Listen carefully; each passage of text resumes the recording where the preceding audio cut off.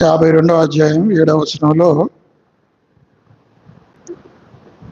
పర్వతముల మీద ఎంతో సుందరములైనవి సువార్త ప్రకటించుచు, సమాధానము చాటించుచు, సువర్తమానము ప్రకటించుచు, రక్షణ సమాచారము ప్రచురించవాని పాదములు, నీ దేవుడు ఏలుచున్నాడని సీయోనుతో చెప్పుచున్నవాని పాదములు పర్వతం మీద ఎంతో సుందరములైనవి. కాబట్టి సువార్త ప్రకటించే వారి పాదాలట ఎంతో సుందరములైనవి. ఆ పాదాలను దేవుడు ఘనంగా ఇస్తాడు.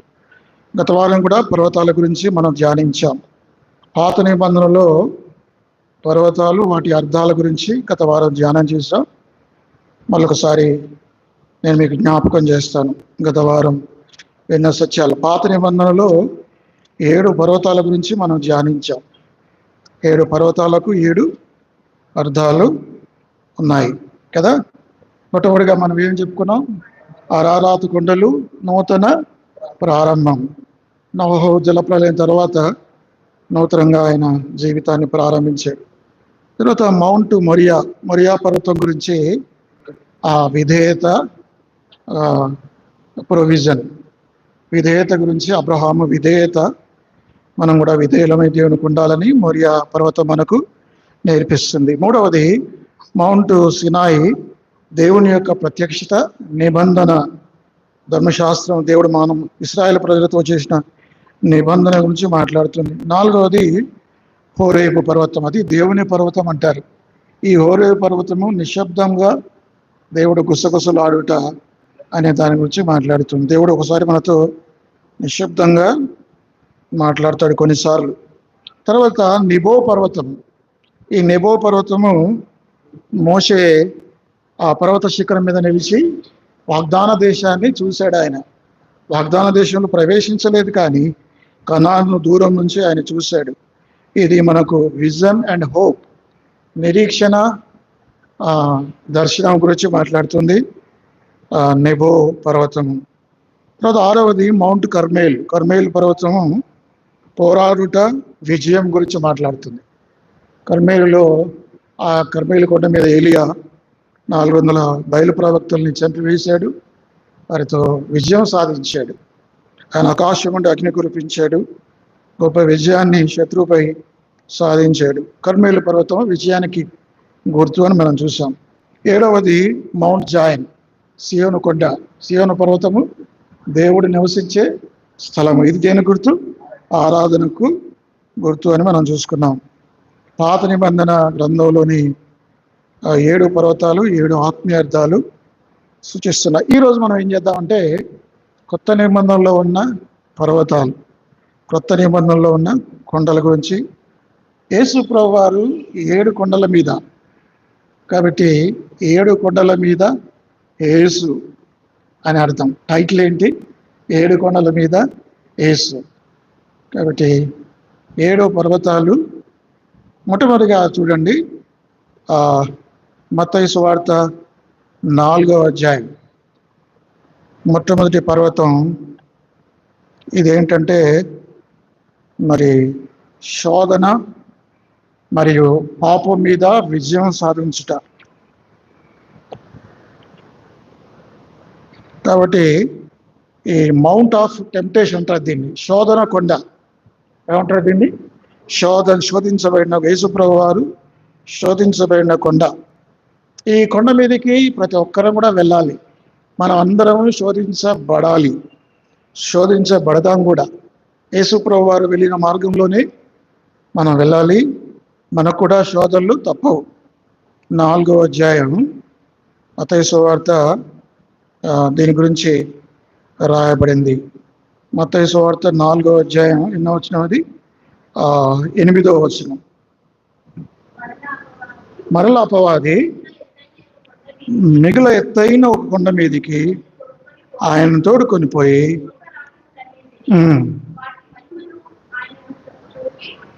చాలు, యేసు ప్రభు వారిని ఎత్తైన కొండ మీద తీసుకుని వెళ్ళాడు.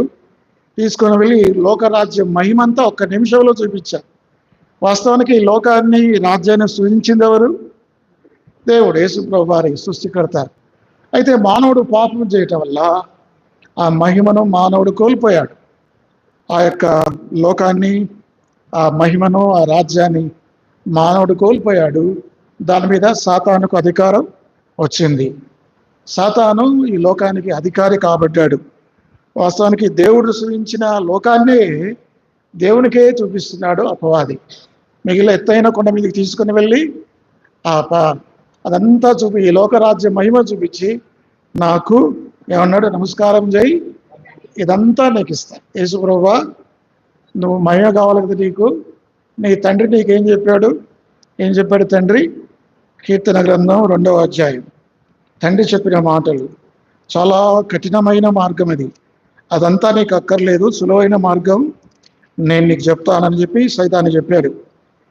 2:8 నన్ను అడుగుము, జనములలో నీకు స్వాస్థ్యముగాను భూమిని దిగంతముల వరకు సుట్టుగాను ఇచ్చేదను. ఎవరు చెప్తున్నారు ఈ మాటలు?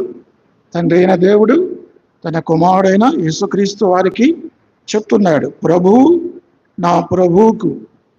చూడండి 7వ వచనం, కట్టడను నేను వివరించేదను, యెహోవా నాకు ఇలాగ సెలవిచ్చెను, నీవు నా కుమారుడవు, నేను నిన్ను కని ఉన్నాను, నన్ను అడుగుము. తండ్రి కుమారుడైన యేసుక్రీస్తు అంటున్నాడు, నీవు నా కుమారుడవు, నన్ను అడుగు, జనములను నీకు స్వాస్థ్యంగా ఇస్తాను, భూమిని దిగంతములకు సొత్తుగా ఇస్తాను, దాన్ని ఇనబదనంతో నువ్వు పగలగొడతావని తండ్రి అయిన దేవుడు తన కుమారుడైన యేసుక్రీస్తు వారికి చెప్పాడు.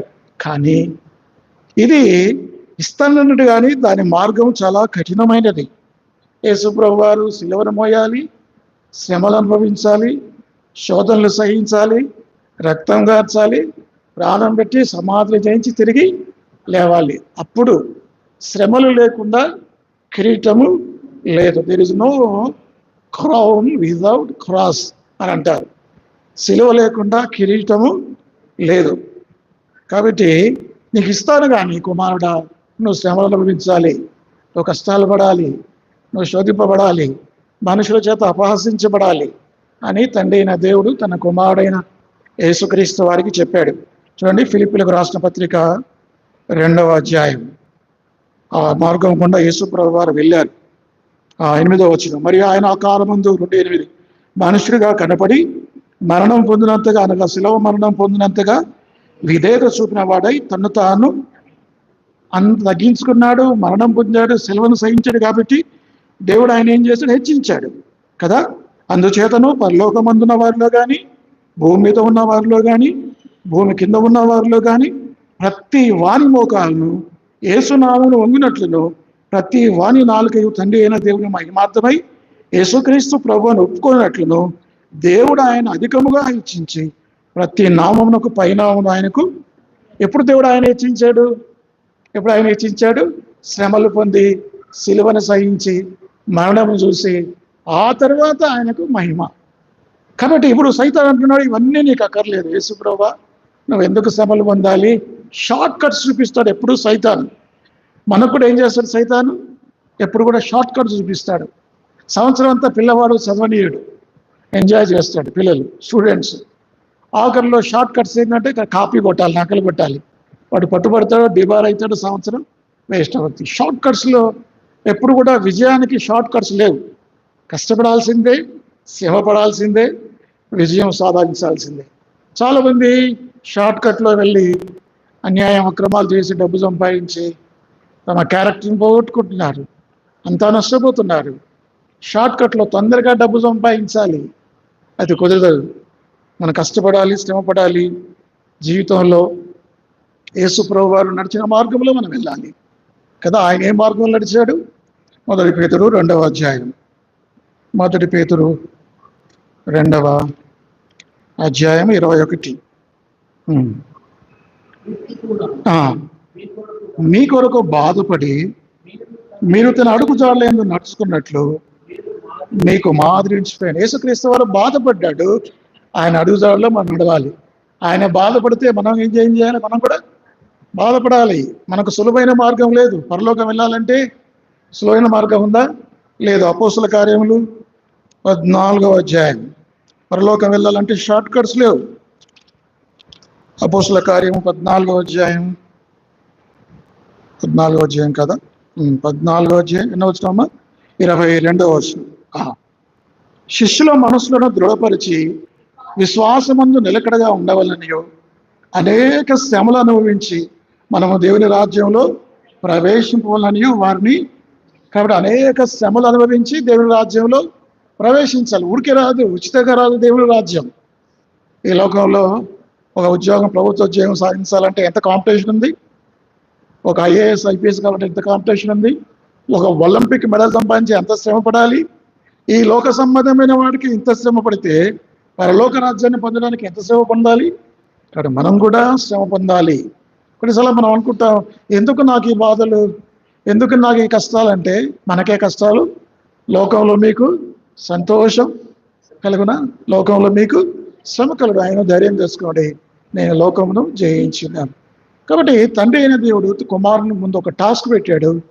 కష్ట మార్గం ద్వారా, మరణం ద్వారా, సిలువ ద్వారా, శ్రమల ద్వారా నువ్వు మహిమ పొందాలి.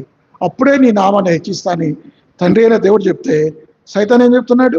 ఇవేమీ అక్కర్లేదు, ఇంత శ్రమపడాల్సిన అక్కర్లేదు, ఒక్కసారి నువ్వు నాకు నమస్కారం చేయి, ఇవన్నీ నీకు భూదిగంతాలు నీకు సొత్తగా ఇస్తాడు, నీకేం కావాలంటే అది ఇస్తాను. చాలాసార్లు అన్యులు దీవించబడతారు. మనం అనుకుంటాం, ఏంటి దేవుడు లేని ప్రజలు దేవుడు ఇంతగా దీవించబడుతున్నారు అనుకుంటాం. ఎందుకు దీవించబడుతుందో తెలుసా? వాళ్ళు సైతానును ఆరాధిస్తున్నారు. యేసు ప్రభువాన్ని శోధించాడు, మరి ఆయన శోధనకు లొంగలేదు. ముమ్మారు శోధించబడ్డాడు. 3 సార్లు కూడా దేవుని వాక్యాన్ని ఉపయోగించాడు. 3 సార్లు ఏ గ్రంథంలోని వాక్యం ద్వారా ఆయన విజయం సాధించాడు. 3 సార్లు ఒకే పుస్తకంలోని వచనాలు ప్రభు ఉపయోగించాడు. ఏ పుస్తకం? ద్వితీయోపదేశం నుంచి వెళ్ళిపోడు. అర్థమైందా? యేసుక్రీస్తు ప్రభు వారు శోధించబడ్డాడు. శోధన కొండ మీద ఆయన పాపము చేయలేదు. చూడండి, హెబ్రీ పత్రిక 4వ అధ్యాయం 15వ వచనం. హెబ్రీ 4:15. మన ప్రధాన యాజకుడు మన బలహీనతలందు మనతో సహానుభవం లేనివాడు కాడు, కానీ సమస్త విషయములలోనూ మన వల్లే శోధింపబడినను ఆయన పాపం లేనివాడుగా మనకు శోధించబడ్డాము, ఆయన శోధించబడ్డాడు. ఆయనకు మనకు తేడా ఏంటి? ఆయన పాపము లేనివాడు, మనం పాపంలో పడిపోయినవారు. అయితే ఈ శోధన అనే కొండ ద్వారా యేసు ప్రభు వారు ఏం చేశారంటే పాపాన్ని జయించాడు, పాపం మీద విజయం సాధించాడు. ఇది మొట్టమొదటి కొండ, శోధన కొండ. రెండవది ఏమిటంటే కొండ మీది ప్రసంగం అంటారు, తెలుసు కదా. మత్తయి సువార్త 7వ అధ్యాయం, మత్తయి సువార్త 7వ అధ్యాయం చివరి వచనాలు 28, 29. యేసు మాటలు చెప్పి ముగించినప్పుడు సరే 8వ అధ్యాయం మొదటి వచనం, ఆయన కొండ మీద నుండి దిగి వచ్చిన. అంటే ఈ కొండ మీద 5, 6, 7 ఈ అధ్యాయాలు ఎక్కడ నుంచి చెప్పాడు ప్రభు? కొండ మీద. కాబట్టి దీని ఏ కొండ అంటారంటే కొండ మీద ప్రసంగం. ఇది ఏ కొండో మనకు తెలియదు, కానీ దీని ఇంగ్లీష్లో మౌంట్ ఆఫ్ టీచింగ్, ప్రసంగించే కొండ, కొండ మీద ప్రసంగం అంటారు. ఇది మనకేం చెప్తుందంటే దేవుని యొక్క ఆత్మీయ విలువల గురించి మాట్లాడుతున్నాయి. దేవుని రాజ్యంలో ఉన్న నియమ నిబంధనలు. ఈ రాజ్యం, ఇది భారతదేశం, భారతదేశంలో రాజ్యాంగం ఉంది, చట్టాలు ఉన్నాయి, మనం దానికి అనుగుణంగా నడుచుకోవాలి. అలాగే దేవుని రాజ్యంలో కూడా దేవుని చట్టం ఉంది, ఆ చట్టాన్ని అనుసరించి నడుచుకోవాలి. ఆ విలువలను మనం పాటిస్తేనే దేవుని రాజ్యంలో ప్రవేశిస్తాం. ఉదాహరణకి మత్తయి సువార్త 5వ అధ్యాయం దేవుని రాజ్య విలువల గురించి రాయబడ్డాయి. దుఃఖపడేవారు ధన్యులు, 4వ వచనం, వారు ఓదార్చబడుదురు. దుఃఖపడటం అనేది అవసరం.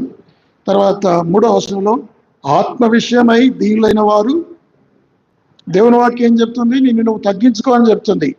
దేవుని వాక్యం ఏం చెప్తుంది? కొండ ప్రసంగం, నిన్ను నువ్వు దీనుడుగా ఉంచుకో, తగ్గించుకో అని చెప్తుంది కొండ మీద ప్రసంగం. అది దేవుని యొక్క రాజ్యం యొక్క విలువలు. నీ మధ్య లోకం ఏం చెప్తుంది? నిన్ను నువ్వు హెచ్చించుకో, నిన్ను నువ్వు గర్వించుకో. లోకం ఎప్పుడు కూడా మనకేం చెప్తుంటే, చూడు వాళ్ళు ఎలా ఉన్నారు, వాళ్ళకంటే నువ్వు ఎక్కువ ఉండాలి, వాళ్ళకంటే నువ్వు ఎక్కువ బంగారం వేసుకోవాలి, వాళ్ళకంటే నువ్వు మంచి ఇల్లు కట్టుకోవాలి, వాళ్ళకంటే నువ్వు మంచి స్టేటస్గా ఉండాలి, అప్పుడే ప్రజలు నిన్ను గుర్తిస్తారు. లోకం వల్ల హెచ్చించుకోమని చెప్తుంది. కంపారిజన్, వీర వాళ్ళతో మనం పోల్చుకుంటాం. దేవుని వాక్యం అట్లా చెప్పదు. దేవుని వాక్యం ఏం చెప్తుంది? నిన్ను నువ్వు తగ్గించుకో. ఆత్మ విషయమై దీనులైన వారు ధన్యులు. ఇది నియమ నిబంధనలు. దేవుని రాజ్య నిబంధనలు మనం పాటిస్తున్నామా?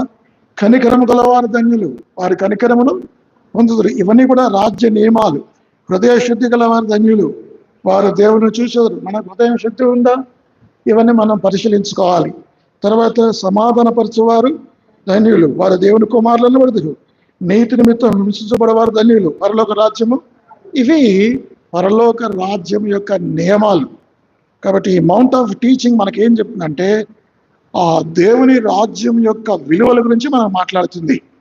అర్థమైంది? దేవుని రాజ్య విలువల గురించి మాట్లాడుతుంది. ఈ కొండ మీద ప్రసంగం ఈనాటికి కూడా ప్రపంచంలో ఒక గొప్ప ప్రసంగం ఏదైనా ఉంది అంటే, ప్రపంచంలో భూమి పుట్టినప్పటి నుంచి ఇప్పటిదాకా ఈ రోజు వరకు ప్రపంచంలో చేయబడిన గొప్ప ప్రసంగం ఏది?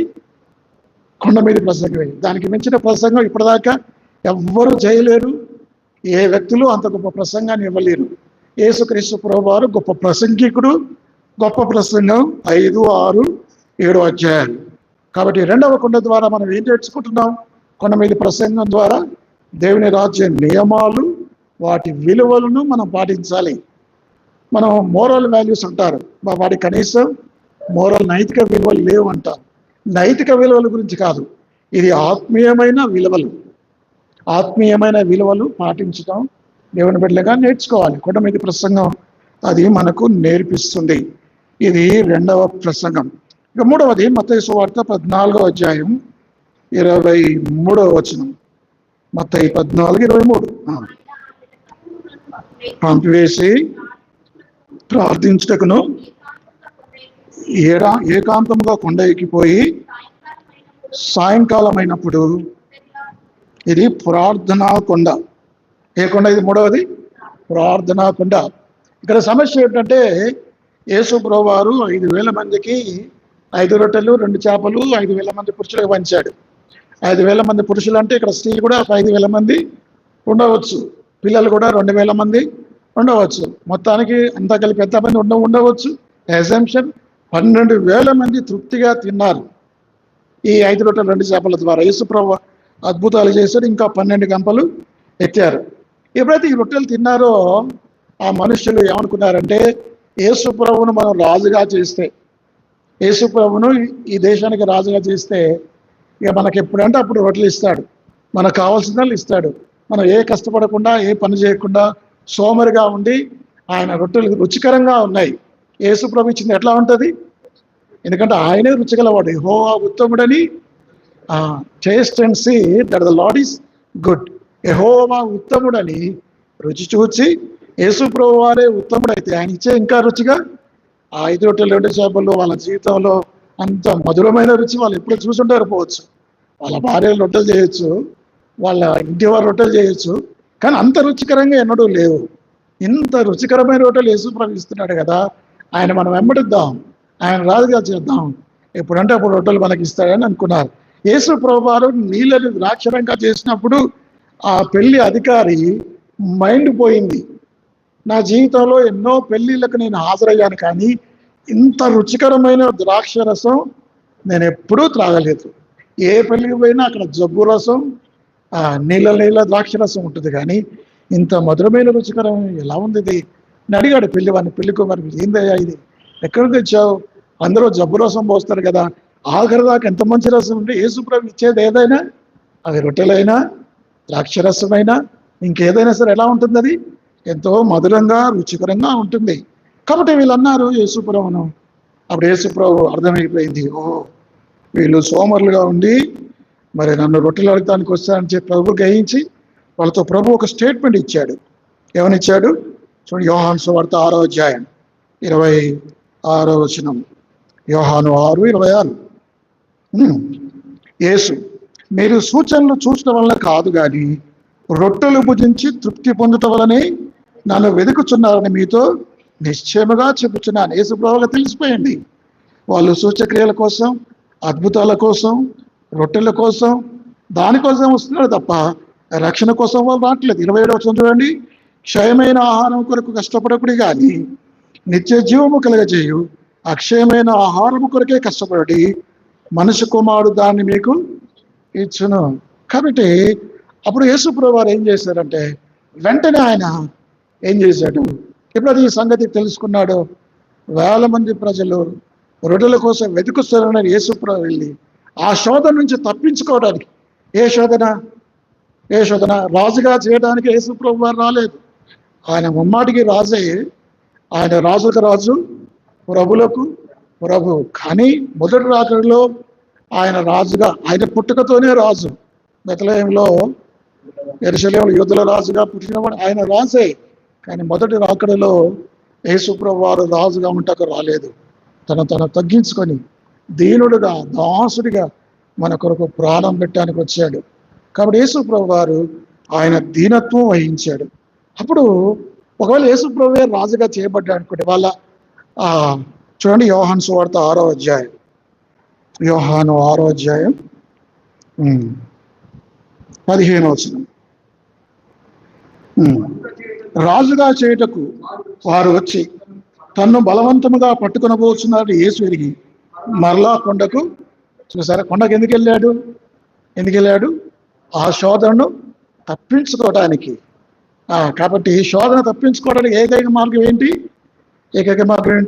ప్రార్థన చేయటం. అందుకే మీరు శోధనలో ప్రవేశించకున్నట్లు మెలకువగా ఉండి ప్రార్థన చేయడం. ఆత్మసిద్ధమే కానీ శరీరం బలహీనం. మత్తయి 14:26 కదా, 26, 46 చూడండి ఆ మాటలు. మత్తయి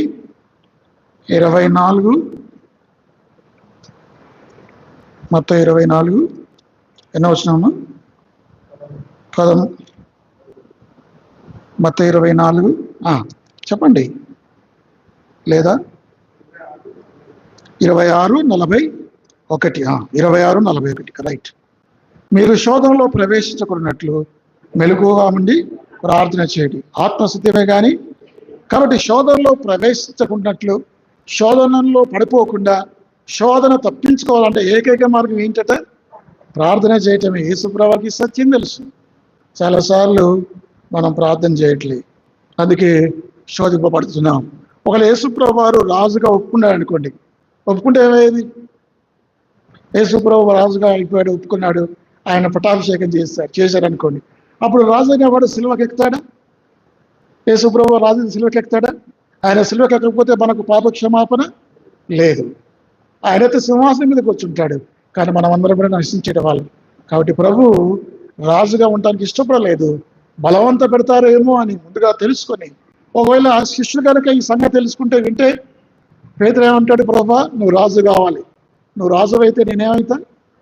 ప్రధానమంత్రిని అవుతా పేతురు. ఇంకా జబదేవ కుమారులు ఏమంటారు? ఎడమవైపు కుడివైపు సింహాసనం కోరుకుంటారు. వాళ్ళు కూడా రాజ్యంలో, పలస్తీనా రాజ్యంలో ముఖ్యమైన పదవులు, వాళ్ళ కోరికలు వారికి ఉన్నాయి. ఇస్కరియోతు ఏ మంత్రిత్వ శాఖ అడుగుతాడు? ఆర్థిక మంత్రి అవుతాడు. అంటే వీళ్ళు కూడా తొందరపడతారు. దేవుని చిత్తం అప్పటికి వారికి ఇంకా బయలుపరచబడలేదు. అందుకని చెప్పి వాటిని సముద్రంలోకి పంపించి వేసి యేసుప్రభు వారు కొండ మీదకి వెళ్తాడు. కథ ఏంటంటే, ఈ యొక్క ప్రార్థనా కొండ ద్వారా మనం ఏం నేర్చుకుంటున్నామంటే, శోధనలు జయించాలంటే ఏకైక మార్గం ప్రార్థించాలి. చూడండి మార్కు సువార్త 1వ అధ్యాయం 35వ వచనం. మార్కు 1:35. ఆయన పెందరగండి లేచి ఇంకా చాలా శీఘ్రం ఉండగాని బయలుదేరి అరణ్య ప్రదేశంలోకి వెళ్ళి ప్రార్థన యేసు ప్రభు వారు గొప్ప ప్రార్థన పరుడు. Jesus Christ is great man of prayer. గొప్ప ప్రార్థన పరుడు. మరి ఉదయకాలం ప్రార్థన చేశాడు, సాయంకాలం కొండ మీద ప్రార్థన చేశాడు, రాత్రంతా ఒలివల కుంటలో ప్రార్థన చేశాడు, కొండల మీద ప్రార్థన చేశాడు, అడవుల్లో ప్రార్థన చేశాడు, తోటలో ప్రార్థన చేశాడు. కాబట్టి మనం కూడా యేసు ప్రభు వారి ఈ ప్రార్థనా కుండ ద్వారా మనం ఏం నేర్చుకుంటామంటే, మనం కూడా ప్రార్థించటం నేర్చుకోవాలి. 3 కొండలు నేర్చుకున్నాం. ఒకటి శోధన కొండ, పాపం మీద విజయం సాధించాడు. రెండవది కొండ మీది ప్రసంగ కొండ, దీని ద్వారా దేవుని రాజ్య విలువలకు మనం కట్టుబడి ఉండాలి. మూడవది ప్రార్థనా కొండ, మనం కూడా ప్రార్థనలు నేర్చుకోవాలి. మత్తయి సువార్త 17వ అధ్యాయం 1వ వచనం. మత్తయి సువార్త 6 దినములైన తరువాత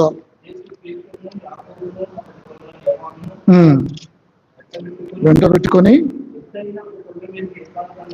ఎత్తైన ఒక కొండ మీదకి ఏకాంతముగా పోయి, దీనే కొండ అంటారు రూపాంతర కొండ, ద మౌంటైన్ ఆఫ్ ట్రాన్స్ఫిగరేషన్, లేకపోతే ద మౌంటైన్ ఆఫ్ గ్లోరీ. యేసు ప్రభు వారి యొక్క దైవత్వాన్ని, ఆయన పరలోకంలో ఎలా ఉన్నాడో భూమి మీద ఒక్క నిమిషం, ఒక సెకండ్ పాటు, కొన్ని సెకండ్ల పాటు వాళ్ళకి చూపించాడు. ఎవరికి? పేతురికి. పేతురు, యాకోబు, యోహానికి యేసు ప్రభు వారు రూపాంతరం చెందాడు. ఆయన రూపం ఎలా ఉందంటే కోటి సూర్యుల కంట తేజస్సు కలిగిన వాడు. ఆయన ముఖము సూర్యబింబం వల్లే ఉందట. సూర్యుని మనం చూడగలమా? చూడలేము. పరలోకంలో ఉన్న యేసు ప్రభు వారిని మనం ఈ నేత్రాలతో చూడలేము. మనం పరలోకం వెళ్ళిన తర్వాత యేసు ప్రభు వారు ఈ దేహం కాకుండా మహిమ దేహం ఇస్తాడు. ఆ మహిమ దేహంతో మహిమగల యేసును చూస్తాం, కానీ ఈ నేత్రాలు చూస్తే మనం కింద పడిపోతాం. ఎప్పుడైతే పేతురు, యాకోబు, యోహాను యేసు ప్రభువును చూశారో వారు ఆ మహిమను చూడలేక బోర్ల పడిపోయారు, ఆ స్వరాన్ని వెళ్ళలేకపోయారు.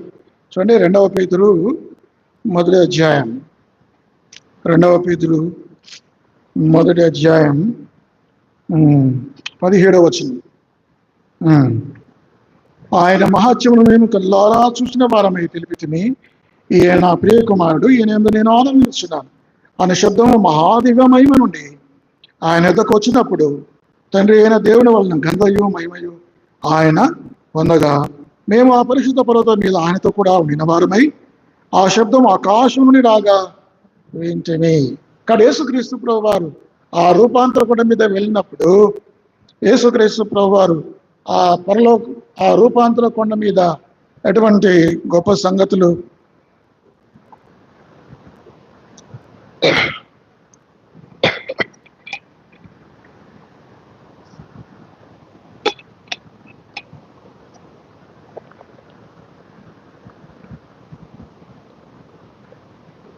ఇప్పుడు మనం ఎన్ని నేర్చుకున్నామమ్మా?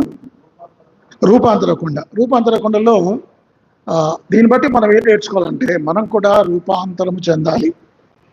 ఎట్లున్నామో అట్లే ఉండకూడదు. నిన్న ఎట్లున్నానో ఈరోజు అట్లే ఉండకూడదు. ఈరోజు ఎట్లున్నానో రేపు కూడా అట్లాగే ఉండకూడదు. 10 సంవత్సరాల క్రితం ఎట్లున్నామో ఈరోజు అట్లే ఉంటే మనం ఏమి రూపాంతరము చెందలే, మన జీవితం మారలే. నేను మారు మనసు పొందాను అని చెప్పుకుంటున్నా, కానీ మన క్రియలో, మన ప్రవర్తనలో, మన తలంపుల్లో, మన ఆలోచనలో ఏమీ మార్పు రాలేదు. రోమీలకు రాసిన పత్రిక 12వ అధ్యాయం, రోమా 12 మొదటి 2 వచనాలు. కాబట్టి సహోదరులారా, పరిశుద్ధమును దేవునికి అనుకూలమైన సజీవ యాగముగా మీ శరీరములను ఆయనకు సమర్పించుకొనడని దేవుని వాత్సల్యం బట్టి మిమ్మల్ని బతిమాలుకొనుచున్నాను. ఇట్టి సేవ మీకు ఏం సమర్పించుకోవాలట? మన శరీరాన్ని సమర్పించుకోవాలి. మనం అనుకుంటాం దేవుడికి మన ఆత్మలే అవసరం, ఆత్మ శుద్ధిగా ఉంటే చాలు, ఆత్మ పవిత్రంగా కాపాడుకుంటే చాలు అనుకుంటాం. కానీ దేవుని వాక్యం ఏం చెబుతుంది? మన యేసు ప్రభు వారికి మన దేహం కావాలి, మన ప్రాణం కావాలి, మన ఆత్మ కూడా కావాలి. యేసు ప్రభు వారు ఈ మూడింటిని కోరుకుంటాడు. సైతాను కూడా ఈ మూడింటిని, సైతానుకి ఈ దేహం కావాలి, ఎందుకంటే ఈ దేహంతో పాప పనులు చేస్తాడు. త్రాగుబోతులు ఈ దేహాన్ని పాడు చేసుకుంటారు. చెడ్డ పని చేసేవారు, జాలత్వం చేసేవారు, వ్యభిచారం చేసేవారు, గుట్కా, పాన్ మసాలా తినేవారు, చెడ్డ పనులు అన్నీ చేసేవారు దేవుడిచ్చిన శరీరాన్ని పాడు చేసుకుంటారు. ఎవడైనాను దేవుని ఆలయమును పాడు చేసిన దేవుడు వారిని పాడు చేయను. కాబట్టి శరీరం గురించి దేవుని వాక్యంలో ఉంది. 1 కొరింథీ 6వ అధ్యాయం 15వ వచనం, మీ దేహములు క్రీస్తునకు అవయములై ఉన్నావని మీరు ఎరగరా? కాబట్టి మన దేహాలు మరి దేవునికి ఆలయం. అదేవిధంగా రోమీలకు రాసిన పత్రికలో కూడా అవే మాటలు ఉన్నాయి. రోమా 8వ అధ్యాయం, రోమాలో ఉంది ఆ మాటలు. మీరు విలువ పెట్టి కొనబడిన వారు. కొరింథీ, అది కూడా 6 ఇక్కడే ఉంది మనం చదివిన భాగం 19. మీ దేహము దేవుని వలన మీకు అనుగ్రహింపబడి మీలో ఉన్న పరిశుద్ధాత్మకు ఆలయమైనదని మీరు ఎరగరా? మీరు మీ సొత్తు కాదు, విలువ పెట్టి కొనబడిన వారు కనుక మీ దేహముతో దేవుని మహిమపరచుట. మన దేహం కూడా కాపాడుకోవాలి. ఇంతకుముందు ఇదే దేహం ద్వారా, ఇదే కళ్ళ ద్వారా, ఇదే నాలుక ద్వారా, ఇదే చేతుల ద్వారా మనం రక్షణ పొందకముందు పాపం చేసాం, అవునా? కాబట్టి రక్షణ పొందిన తర్వాత ఏం చేయాలి? ఇదే కళ్ళతోని, ఇదే కాళ్ళతో, అంతకుముందు కాళ్ళతో చెడు స్థలాలకు వెళ్ళేవాళ్ళం, ఇప్పుడు కాళ్ళతో దేవుని మందిరానికి వస్తున్నాం. చేతులతో చెడ్డ పనులు చేసాం, ఇప్పుడు ఈ చేతులతో దేవుని మొక్కుతున్నాం. ఇంతకుముందు కళ్ళతో చెడ్డ చూపులు చేశాం, ఇప్పుడు పవిత్రమైన కళ్ళు దేవుడు మనకి ఇచ్చాడు. కాబట్టి రోమిలకు రాసిన పత్రిక 6వ అధ్యాయం. మన అవయవాలను ఏం చేయాలి, మన దేహాన్ని ఏం చేయాలి? రోమా 6వ అధ్యాయం 13వ వచనం. మరియు మీ అవయవులను దుర్నీతి సాధముగా పాపమునకు అప్పగింపబడి అయితే మృతుల్లోని సజీవులం అనుకుని మిమ్మును మీరే దేవునికి అప్పగించుకోండి. మీ అవయవం నీతి సాధనములుగా మన అవయవాలు దేవునికి అప్పగించుకోవాలి. మన అవయవాలు అంటే ఏమిటి? మన నోరు, మన నాలుక, మన కళ్ళు, మన శరీరము, కాళ్ళు, చేతులు, మన శరీరంలో ప్రతి అణువును కూడా దేవునికి అప్పగించుకోవాలి. ఈ శరీరాన్ని దేవునికి అప్పగించుకోవాలి, ఆత్మను దేవునికి అప్పగించుకోవాలి.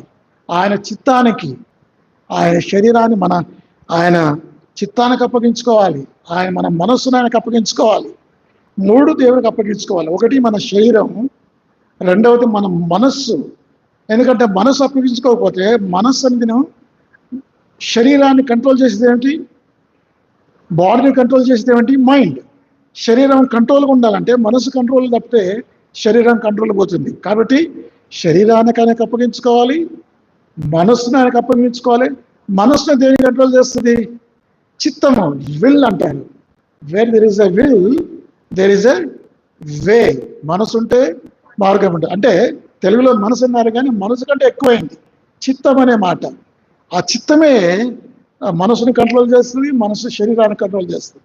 కాబట్టి మన శరీరాన్ని, మన మనసును, మూడవది మన చిత్తాన్ని ప్రభువుకు అప్పగించుకోవాలి. అర్థమైందండి? ఇది అప్పుడే మనం రూపాంతరం పొందుతాం. రోమా 12వ అధ్యాయం 2వ వచనం. ఇప్పుడు 2వ వచనం చదవండి. రోమా 12:2. మీరు ఈ లోక మర్యాదను అనుసరింపక ఉత్తమమును అనుకూలమును సంపూర్ణమై ఉన్న పరీక్షించి తెలుసుకున్నట్లు మీ మనస్సు మారి నూతనమవటం వలన రూపాంతరం పొంది. ఒక వ్యక్తి రూపాంతరం చెందాలంటే యేసు ప్రభు వారికి 3 అప్పచెప్పాలి. ఏమప్పచెప్పాలి? శరీరము, మనస్సు, చిత్తము. చూసారా? దేవుని చిత్తానికి మన చిత్తాన్ని అప్పచెప్పుకోవాలి. అర్థమైందండి? దేవుని మనస్సుకు మన మనస్సు అప్పచెప్పుకోవాలి, దేవునికి మన శరీరాన్ని. అప్పుడే మనం రూపాంతరం పొందుతాం. ఇలా రూపాంతరం అనుభవం లేకుండా, రూపాంతరం కొండ మీద మనకేం తెలుస్తుందంటే మనం మార్పు పొందాలి, మారు మనస్సు పొందాలి. అర్థమైందా? అప్పుడే దేవుని మహిమగల యేసును మనం కనులారా మనం చూస్తాం. కాబట్టి రూపాంతరం కొండ మనకేం చెప్తుందంటే యేసు ప్రభు వారి దైవత్వం గురించి మాట్లాడుతుంది, మారు మనస్సు గురించి. మనుషులు పాపి అయిన మానవుడు ఏ విధంగా రూపాంతరం చెందగలడో, ఏ విధంగా యేసుక్రీస్తు స్వరూపంలోకి మార్చబడగలడో రూపాంతర కొండ అనుభవం చెప్తుంది. ఎన్నవది ఇది? 4వది. 5వది ఏంటంటే యోహాను సువార్త 6వ అధ్యాయం 3వ వచనం. యోహాను సువార్త 6వ అధ్యాయం 3వ వచనం చదవండి. చూసారు? యేసు కొండ ఎక్కి అక్కడ తన శిష్యులతో కూడా కూర్చుండాను. ఇదేమిటంటే కనికరము గల కొండ, ద మౌంటైన్ ఆఫ్ కంపాషన్ అంటారు ఇంగ్లీష్లో. ఏంటి ఈ కొండ? ఆ కొండ మీద యేసు ప్రభు వారు కూర్చొని ఆయన బోధిస్తున్నప్పుడు వాళ్ళు ఆకలితో ఉన్నారు. యేసు ప్రభు వారు వాళ్ళని ఆకలితో పంపటం నా ఇష్టం లేదు. ప్రభు అంటాడు, వారిని ఫిలిప్పుని చూసి ఏమంటాడు? మీరే వారికి భోజనం పెట్టండి అంటారు. మీరు మార్గ మధ్యంలో పడిపోతారు, సొమసిల్తారు, మీరే వారికి భోజనం పెట్టినప్పుడు వాళ్ళు ఏమంటారు? ఫిలిప్పు, ప్రభా ఈ రాత్రి సాయంకాలం ఈ కొండ మీద అరణ్యంలో ఊరికి దూరంగా ఉన్నాం, ఇన్ని రొట్టెలు మనం ఎక్కడ తెస్తాం? ఇంతమందికి కొంచెం తినాలంటే 300 దేనారాలు. 300 దేనారాలు అంటే ఆ రోజులో ఒక మనిషి సంపాదన ఎంత? ఒక రోజు కూలి ఎంత? 1 దేనారు, ఒక ₹1. ఈ రోజులో మనిషి సంపాదన ఎంత? 800 నుంచి 1000 రూపాయలు ఈరోజు లేబర్ ఛార్జ్. ఆ రోజు యేసుప్రభు వారి కాలంలో ₹1, తెలుగులో మన రూపాయలు. దేనారంలో 1 దేనారం అంటే 300 రోజులు కష్టపడితే ఎంత సంపాదన వస్తుందో అంత సంపాదన పెట్టి అంత ఖర్చు అవుతుంది రొట్టెలకు. అది కూడా కొంచెం. ఇప్పుడు యేసుప్రభు వారు ఏం చేశారంటే ఆయన కనికరము గలవాడు. కనికరం అనే మాట చూడండి, అక్కడ ఉందేమో మత్తయి సువార్త 14వ అధ్యాయం. మత్తయి సువార్త 14:19 వచనం. మత్తయి 14:19. పచ్చిక మీద కూర్చుండని ఆజ్ఞాపించి 5 రొట్టెలను పట్టుకొని ఆకాశం వైపు కళ్ళెత్తి ఆశీర్వదించి, చూసారా 14 వచనం చూడండి, 14 ఆయన వచ్చి, నేను చదువుతానమ్మా, ఆయన వచ్చి ఆ గొప్ప సమూహమును చూచి వారి మీద కనికరపడి వారిలో రోగులైన వారిని స్వస్థపరచను. కాబట్టి యేసు ప్రభువు వారి కనికరం గలవాడు, ఆయన జాలి గలవాడు. అయ్యో, ఈ ప్రజల్లో ఉదయం నుంచి సాయంకాలం వరకు ఏమీ తినలేదు, ఇన్ని వేల మంది ఈ సాయంకాలం శిష్యులు ఏమంటారు, ప్రభా ఏంటి ప్రభా ఈ బోధ ఇంతసేపు చేస్తున్నాం, నేను ఒక 10 నిమిషాలు ఎక్కువైతే మీరు ఏం చేస్తారు, వాటిని చూసుకుంటారు. మరి యేసు ప్రభు దేవంతో బోధించాడు, శిష్యులకు టెన్షన్ మొదలైంది, ఏంది యేసు ప్రభు ఈయన బోధిస్తూనే ఉండు, వీళ్ళంతా చిన్నపిల్లలు ఉన్నారు, ఆడ మనుషులు ఉన్నారు, వీళ్ళంతా ఎప్పుడు ఫోన్ చేస్తారు, ఎప్పుడు వండుకుంటారు, ఎప్పుడు పంపిస్తాడు, ప్రభు వీళ్ళని పంపించు ప్రభు, వాళ్ళ పని ఏంటి, పంపించేయి, శిష్యుల ఏంటంటే పంపించేయి, ఏ సాధ్యమైనంత తొందరగా వాళ్ళని పంపించేయాలి. చిన్నపిల్లలను నా యొద్దకు, యేసు ప్రభు ఏమో శిష్యులేమో ఆటంకపరుస్తారు, చిన్నపిల్లలు, మా ప్రభు యేసు ప్రభు వారు పెద్దోళ్ళతోనే మాట్లాడతాడు, చిన్నపిల్లలతో ఆయన మాట్లాడు, కాబట్టి మీరు వెళ్ళిపోండి అని ఆ చిన్నపిల్లల తల్లిదండ్రులకు చెప్పాడు. యేసు ప్రభు వారిని చూసి కోపడ్డాడు, యేసు ప్రభు రమ్మంటాడు, శిష్యులేమో వెళ్ళిపోమంటారు. శిష్యులు అంటున్నారు వీరిని వెళ్ళగొట్టు ప్రభువా, ఆ మాటలున్నాయా? మత్తయి సువార్త 14వ అధ్యాయం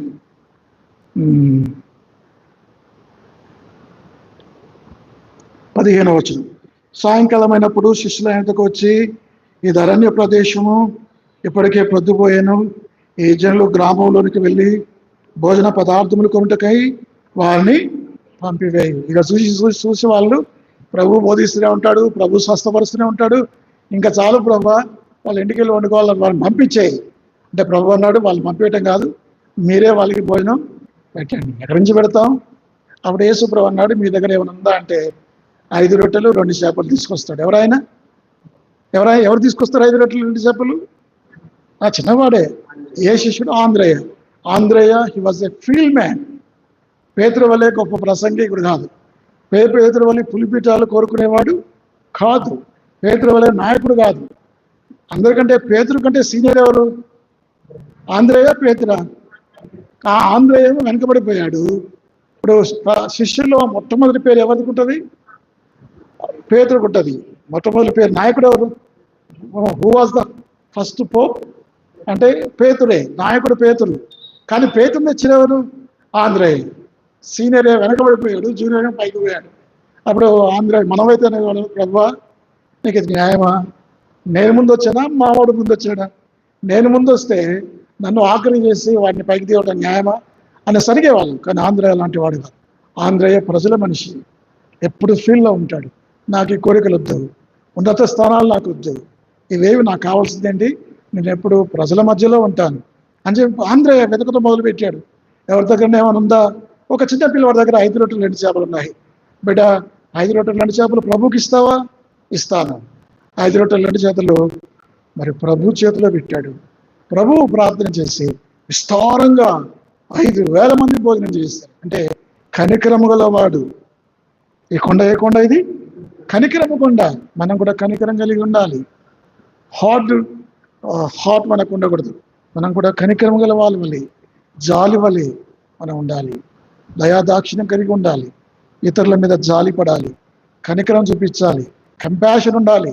యేసు ప్రభు వారి సుగుణాలు మనం చాలాసార్లు ఎవ్వరికి ఏమి ఇవ్వం.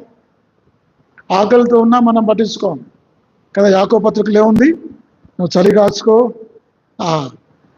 సంతోషంగా ఉండు. ఆ రాత్రి వాడికి ఏమి ఇవ్వక్కడ వాడి చలితో వణుకుతాడు, కానీ ఏమి ఇవ్వం. తృప్తిగా ఉండని మనం ఉట్టి మాటలు చెప్తాం. యేసు ప్రభు అలాంటి వాడు కాదు. యేసు ప్రభు వారు జాలి గలవాడు, దయగలవాడు, కనికరం గలవాడు. మనం ఎవరి మీద కనికరం చూపిస్తున్నామా? ఇప్పుడు ఆ బాటసారి పడిపోయాడు ఎరుకో మార్గంలో. పడిపోయిన బాటసారిని ఏం చేశారు? దొంగల చేత చిక్కాడు, కొరప్రాంతంతో ఉన్నాడు. అలాంటి కష్టాలు ఉన్నవాడికి ఏం చేయాలి? యాజకుడైన వాడు సహాయం చేయాలి. సహాయం చేస్తున్నాడా? మరి ధర్మశాస్త్రం తెలిసినవాడు, వాక్యం తెలిసినవాడు పక్కకి వెళ్ళిపోయాడు. ఆ తర్వాత లేవీయుడు, దేవుని మందిరంలో పనిచేసే వాళ్ళు వీళ్ళు లేవీయులు, వాళ్ళు కూడా పక్కకి వెళ్ళిపోయారు. ఒక సమరయుడు కనికరం గలవాడు. అక్కడ మాటలు రాయబడ్డాయి. కనికరం అనే మాట చూడండి, లూకాసు వార్త 10వ అధ్యాయం.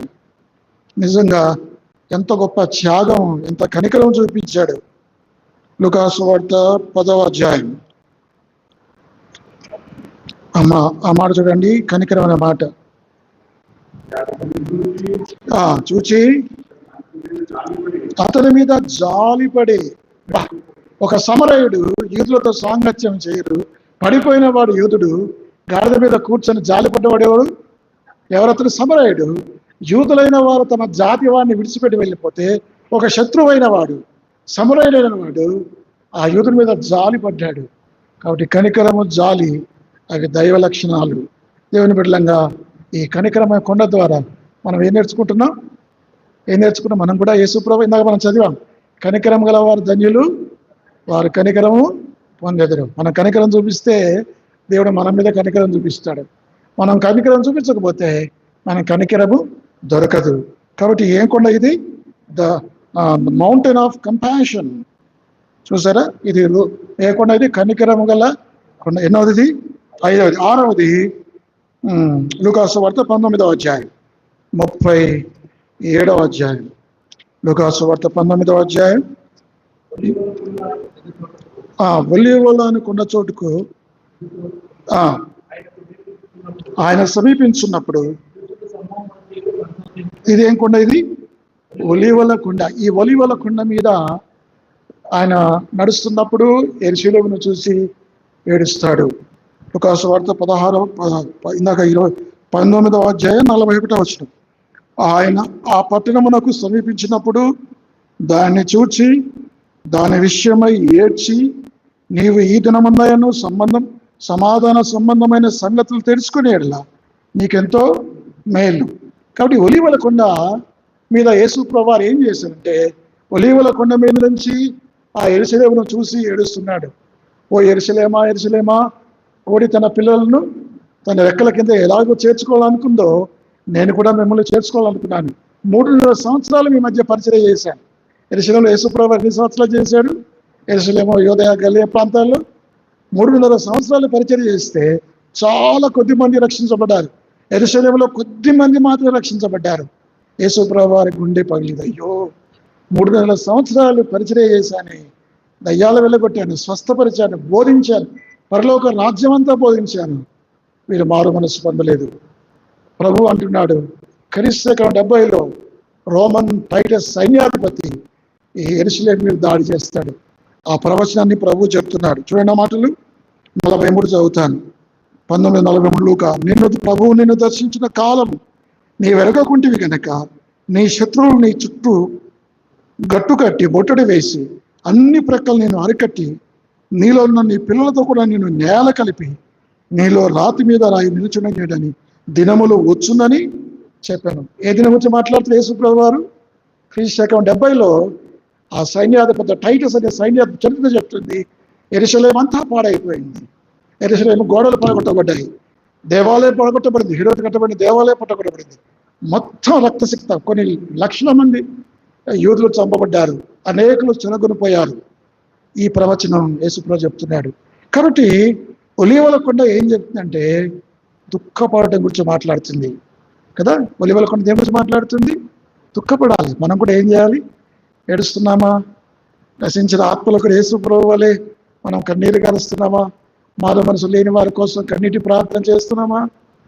ఏడుస్తున్నాం. యేసుప్రభు వారు నిత్య నరకానికి వెళ్ళే వారి గురించి, రక్షణలు పొందిన వారి గురించి ఏం చేస్తున్నాడు? ఏడుస్తున్నాడు. ఇదో కన్నీరు గారుస్తున్నాడు. యెరూషలేములో 3.5 సంవత్సరాలు పరిచర్య చేస్తాయి, ఎవరూ ప్రభువుని నమ్మలేదే. వీరంతా నరకానికి వెళ్తారు కదా, వీరందరూ శిక్షకు పాత్రలు అవుతారు. కానీ ప్రభువు గుండె ఏడుస్తుంది. మనం కూడా మన తోటి వారి గురించి, మన పట్టణం గురించి, మన గ్రామం గురించి ఏం చేయాలి? మనం ఏడవాలి, కన్నీరు గార్చాలి, ప్రార్థన చేయాలి. అది మాత్రం కాదు, ప్రజలను హెచ్చరించాలి. దేవుని వాక్యం ద్వారా పాపాల గురించి, దేవుని రాజ్యాన్ని గురించి, నీతిని గురించి మనం ఏం చేయాలి? హెచ్చరించాలి. ఏ కొండ ఇది? ఒలీవల కొండ మనతో ఏం మాట్లాడుతుంది? దుఃఖపడటం, హెచ్చరికల గురించి మాట్లాడుతుంది. మనం కూడా మన తోటి వారి గురించి కన్నీరు కార్చాలి. చివరిది 7వది చూడండి, లూకాసు వార్త 23వ అధ్యాయం 33వ వచనం. లూకాసు వార్త వారు కపాలమైన స్థలమునకు వచ్చినప్పుడు అక్కడ ఒకరిని కపాలం అంటే కింద ఫుట్ నోట్లో ఏముంది? కల్వరి.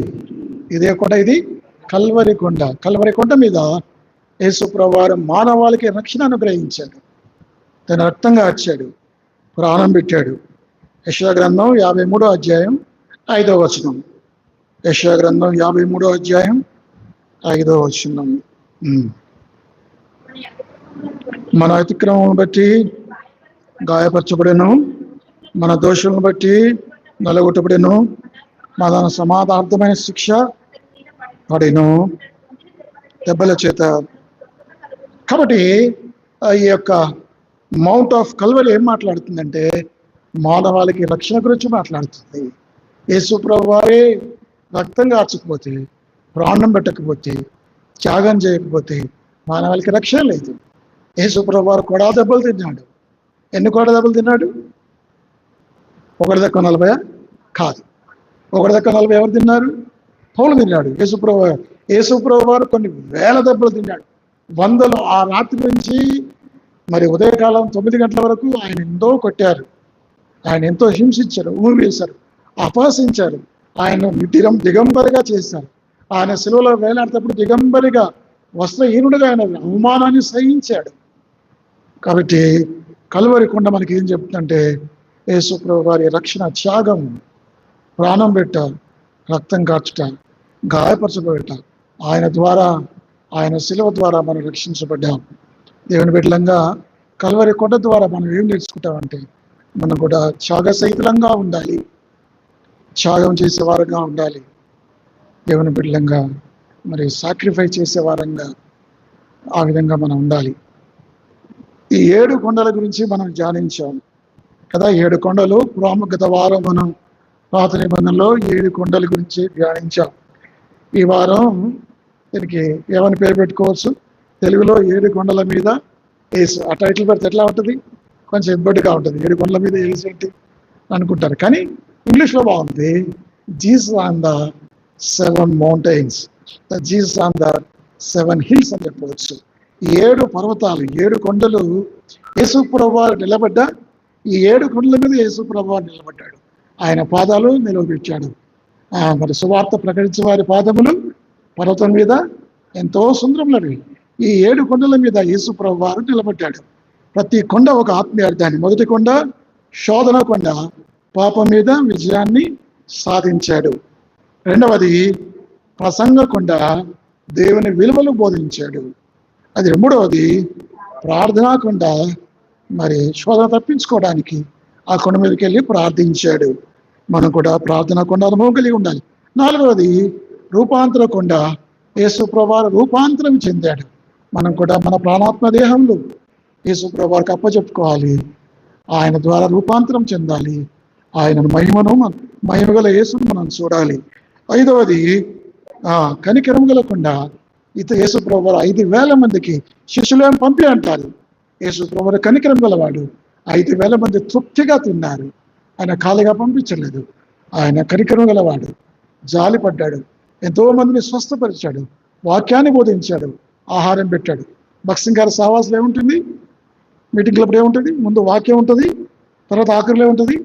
ఆ వాక్య ఆహారం ముందు ఇచ్చి తర్వాత శరీర సంబంధమైన భక్సింగ్ గారు అట్లా పెట్టాడు. ఆ రోజులో కాన్వకేషన్లప్పుడు కొన్ని వేల మంది వచ్చినా వాళ్ళందరికీ వాక్యం బోధించాలి, వాళ్ళందరికీ ఫ్రీగా భోజనం పెట్టాలి. వేరే డినామినేషన్లో వేరే అని కొంత ఫీజు కలెక్ట్ చేస్తారు.